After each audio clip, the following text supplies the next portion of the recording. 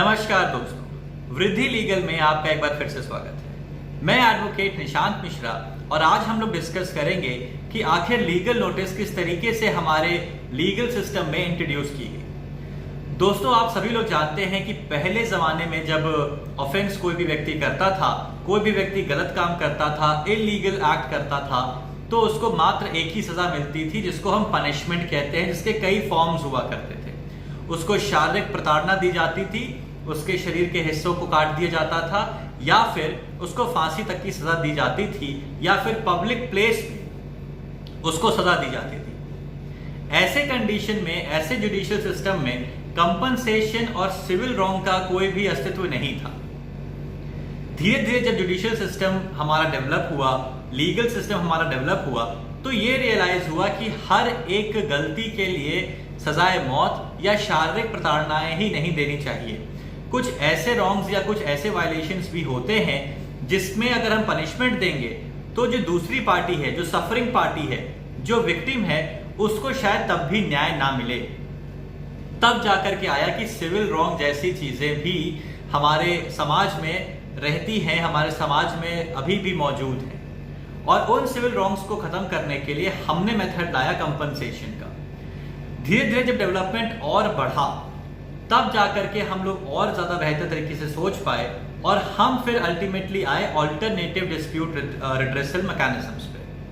Alternative dispute redressal mechanism के बारे में जब हम लोग डिस्कस करते हैं तो हमारे दिमाग में जो पहली चीजें आती हैं वो होता है आर्बिट्रेशन, मीडिएशन, कंसिलिएशन, नेगोशिएशन। लेकिन लीगल नोटिस को हम लोग कहीं ना कहीं इग्नोर कर देते हैं। आज इस वीडियो के माध्यम से हम लोग जानेंगे कि आखिर लीगल नोटिस किस तरीके से एक एडीआर मैकेनिज्म का ही पार्ट है। इसके अलावा हम लोग ये भी जानेंगे कि अगर हम लीगल नोटिस भेजते हैं किसी को, तो कैसे हम अपने क्लाइंट को ही नहीं बल्कि ऑपोजिट पार्टी को भी और कोर्ट को भी हेल्प करते हैं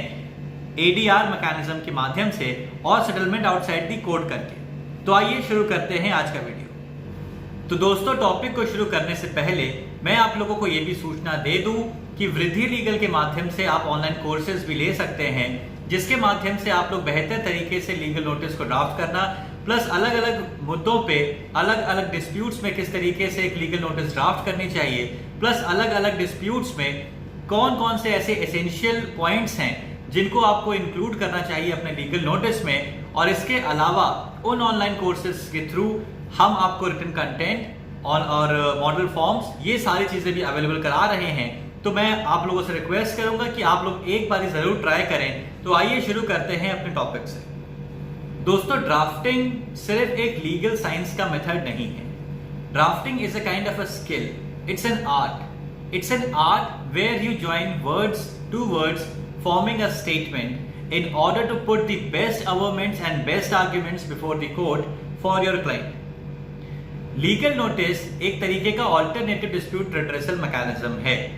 जब हम लीगल नोटिस की बात करते हैं तो हम इस चीज की भी बात करते हैं कि कोई भी डिस्प्यूट अगर है तो उसका सेटलमेंट कोर्ट के बाहर हो, जिसको इंग्लिश में एक फ्रेज के तौर पे भी दर्शाया जाता है कि सेटलमेंट आउटसाइड द कोर्ट। जब हम सेटलमेंट आउटसाइड द कोर्ट सुनते हैं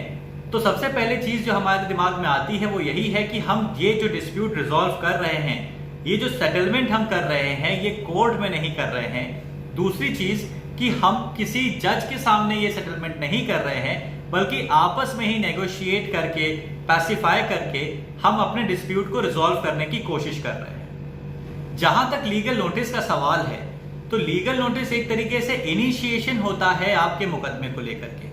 ऑब्वियसली आप क्रिमिनल डिस्प्यूट्स में तथा ऐसे बहुत सारे डिस्प्यूट्स में आप लीगल नोटिसेस नहीं भेज सकते हैं, लेकिन कुछ जगहों पे लीगल नोटिस भेजना मैंडेटरी भी है। जनरल पर्सपेक्टिव में अगर मैं बताऊं तो लीगल नोटिस को अगर आप सर्व करवाना चाहते हैं तो आप करवा सकते हैं, लेकिन वो मैंडेटरी नहीं है। लेकिन कुछ ऐसे लॉज हैं जैसे negotiable instruments act, rent control act, इन सब एक्ट्स में स्पेसिफिकली लिखा हुआ है कि अगर आपको दूसरी व्यक्ति से कंपनसेशन चाहिए, दूसरी व्यक्ति से इंडेमनिफिकेशन चाहिए, दूसरी पार्टी से आपको क्षतिपूर्ति कराना है, तो उस कंडीशन में आपको लीगल नोटिस भेजना मैंडेटरी है। और इस तरीके की लीगल नोटिस को स्टैट्यूटरी नोटिस भी कहते हैं, जो कि इस कोर्स में हम लोग आगे भी पढ़ेंगे, और आपको रिटन मटेरियल जो दिया गया है उसमें भी इन चीजों को बताया गया है एकदम डिटेल में। जैसा कि मैंने बताया कि ड्राफ्टिंग एक स्किल है, और जिस तरीके से आप ड्राफ्ट करते हैं वही दर्शाता है कि आप किस तरीके के एडवोकेट हैं। अगर आप पॉइंट्स को, जो भी लीगल नोटिस में आप अपने पैराग्राफ्स लिख रहे हैं, अपने अमेंडमेंट्स लिख रहे हैं, उसको क्रोनोलॉजिकली लिखते हैं, उसको एक प्रॉपर पैटर्न में लिखते हैं, तो ऑब्वियसली जो भी पढ़ने वाला व्यक्ति है या फिर जो आपका क्लाइंट है वो सेटिस्फाई होगा। इसके बाद अगर वहां पे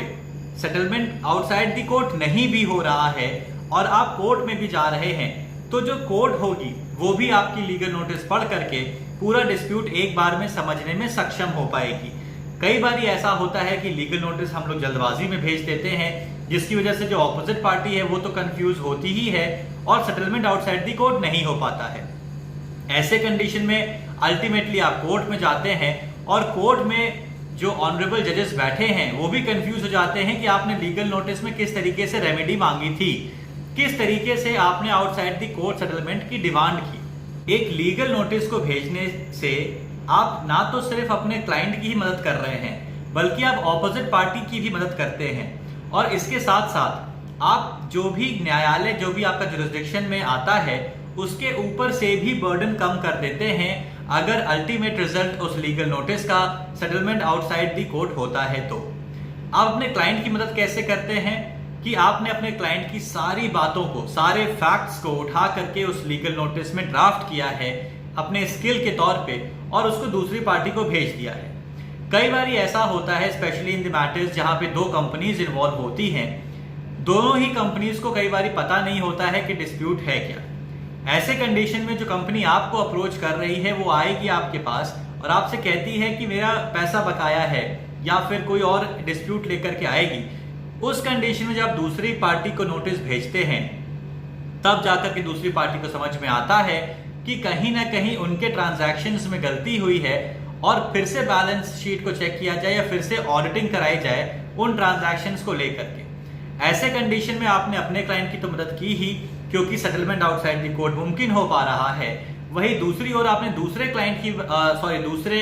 पार्टी की मदद ऐसे की कि जब आप कोर्ट में नहीं गए तो किसी भी तरीके से दोनों पार्टीज का जो डिस्प्यूट था वो पब्लिक नहीं हो पाया, क्योंकि जब आप कोर्ट में जा करके डिस्प्यूट को रिजॉल्व करने की कोशिश करते हैं और वो डिस्प्यूट रिजॉल्व हो जाता है कोर्ट के माध्यम से, तो वो सारे डॉक्यूमेंट्स पब्लिक हो जाते हैं। कई बारी मीडिया का भी इन्वॉल्वमेंट होता है हाई प्रोफाइल केसेस में, जिसकी वजह से दोनों ही कंपनीज की बेइज्जती होती है या दोनों ही कंपनीज को दिक्कत होती है कि अब वो न्यूज में आ रही हैं on the basis of litigation and not on the basis of the services और द प्रोडक्ट्स। ऐसे कंडीशन में आपने अपने क्लाइंट की तो हेल्प की ही, प्लस ऑपोजिट पार्टी की भी हेल्प की। जहां तक मैं बात कर रहा हूं कि ड्राफ्टिंग एज अ स्किल की, तो जिस तरीके से आप ड्राफ्ट करेंगे तो कई बारी आपको आपकी ड्राफ्टिंग स्किल पे ही जज किया जाता है कि आप किस टाइप के लॉयर होंगे। आपकी ड्राफ्टिंग हार्ड है तो आपको हार्ड माना जाता है, आपकी ड्राफ्टिंग सॉफ्ट है तो आपको सॉफ्ट लॉयर माना जाता है। आप कॉर्पोरेट के लिए बेहतर हैं या फिर आप क्रिमिनल लॉयर बेहतर हैं, कई बारी आपकी ड्राफ्टिंग स्किल उस चीज को भी दर्शा देती है। तो जब भी आप ड्राफ्टिंग करें तो इस चीज को दिमाग में रखें कि पर्पस ऑफ ड्राफ्ट क्या है, और तभी आप एक बेहतर ड्राफ्ट क्रिएट कर सकते हैं। जहां तक लीगल नोटिस की बात है, तो लीगल नोटिस एक इनिशिएशन है, जैसा कि मैंने पहले भी बताया अपने इस वीडियो में, और अगर इनिशिएशन बेहतर हुआ तो अंत भी बेहतर होगा। जो भी कोर्ट में आपकी फाइल जाएगी, अगर सेटलमेंट आउटसाइड द कोर्ट नहीं हो पा रहा है लीगल नोटिस के बाद भी, तो वो जज भी, वो कोर्ट भी आपके इनिशिएशन को अप्रिशिएट करेगा, आपकी ड्राफ्टिंग स्किल्स को अप्रिशिएट करेगा, और चूंकि आपका ड्राफ्ट बेहतर है तो फिर ऑब्वियस है कि एक एक्सपेक्टेशन बेहतर होती है कि अगर ड्राफ्टिंग अच्छी है तो आर्ग्यूमेंट्स भी बेहतर हो सकते हैं। अगर ड्राफ्टिंग ही वेग है तो ऑब्वियस है कि आपकी आर्ग्यूमेंट्स भी वेग होंगी, और अगर आपने बेहतर ड्राफ्ट किया है, अपने ड्राफ्ट को सिंक्रोनाइज्ड किया है, क्रोनोलॉजिकली लिखा है, तो आप भी जब आर्ग्यूमेंट करेंगे तो आपके आर्ग्यूमेंट में वो चीजें रिफ्लेक्ट होंगी कि आपका आर्ग्यूमेंट सिंक में होगा, और क्रोनोलॉजिकली ही आप अपने आर्ग्यूमेंट्स को रखेंगे कोर्ट में। इस कोर्स में मैं आप लोगों को ये भी बताऊंगा कि अगर आपको व्हाट्सएप से अगर लीगल नोटिस भेजनी है दूसरी पार्टी को, तो फिर आप किस तरीके से भेज सकते हैं व्हाट्सएप के माध्यम से लीगल नोटिस। कई बार ऐसा भी होता है कि आपको पोस्टल एड्रेस नहीं मिल पाता है दूसरी पार्टी का, और उस कंडीशन में you are helpless and you have no other option than to send the opposite party legal notice through some electronic mediums. ऐसे कंडीशन में रिसेंटली एक जजमेंट आया जिसमें यह कहा गया कोर्ट के द्वारा कि अगर आप व्हाट्सएप के माध्यम से भी लीगल नोटिस भेजते हैं तो वो लीगल नोटिस मान्य होगी। मैं आपको दिखाऊंगा इस कोर्स के दौरान कि किस तरीके से आप व्हाट्सएप के थ्रू या ईमेल के थ्रू लीगल नोटिस भी भेज सकते हैं और वो लीगल नोटिस कब मान्य होगी कि एक प्रॉपर लीगल नोटिस भेजी गई। प्लस हम लोग इस चीज पे भी डिस्कस करेंगे कि जहां पे स्टैट्यूटरीली आपको लीगल नोटिस भेजनी है यानी लीगल नोटिस बाय लॉ अगर भेजनी है तो उस कंडीशन में आप क्या व्हाट्सएप और जीमेल के थ्रू या इलेक्ट्रॉनिक मेल्स के थ्रू या इलेक्ट्रॉनिक मीडियम्स के थ्रू या फैक्स के थ्रू आप लीगल नोटिस भेज सकते हैं या नहीं। तो आशा है कि आप लोग इस पूरे कोर्स को एंजॉय करेंगे, प्लस जो आने वाले वीडियोस हैं लीगल नोटिस की सीरीज में आप उसको देखते रहेंगे और आपको ये वीडियो भी पसंद आया होगा। और अगर आपको ये वीडियो पसंद आया हो so do not forget to press the like button and also do not forget to subscribe the channel and press the bell icon. Thank you.